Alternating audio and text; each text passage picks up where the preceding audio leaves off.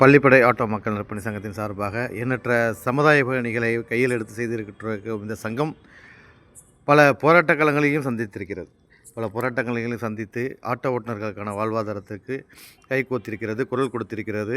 இன்னும் ஆட்டோ ஓட்டுநர்களுக்கு வலிமை பெற இந்த சங்கம் பாடுபட்டு கொண்டிருக்கிறது. அவர்களுக்கு மத்திய மாநில அரசு திட்டங்கள், நலவாரிய கார்டுகள் போன்ற அனைத்து அம்சங்களையும் நம்ம வலியுறுத்திக்கிட்டே இருக்கிறோம். அதே அரசாங்கத்துக்கும் நம்ம வலியுறுத்துறது என்னன்னு சொன்னால், தேர்தல் காலங்கள் வந்துட்டாலே நிறைய பேர் கோரிக்கை வைப்பாங்க.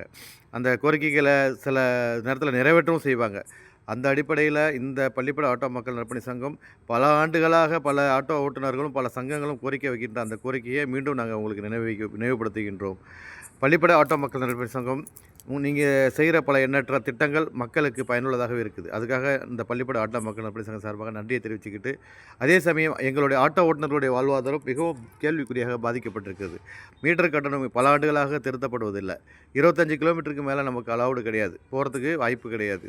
அதேமாரி பார்த்திங்கன்னா, ஆந்திரா கவர்மெண்ட்டு வருடந்தோறும் ஆட்டோ ஓட்டுநர்களுக்கு ஒரு ஊக்கத்தொகை தருது. அதுவும் நீங்கள் எங்களுக்கு செயல்படுத்தி காட்டணும், செயல்படுத்தி கொடுக்க வேண்டும். அதே போல் இன்னும் பல எண்ணற்ற 90% ஆட்டோ ஓட்டுநர்கள் வாடகை வீட்டில் தான் வசிக்கிறாங்க. அவங்களுக்கு கனவு இல்லங்களை கொடுக்கணும்.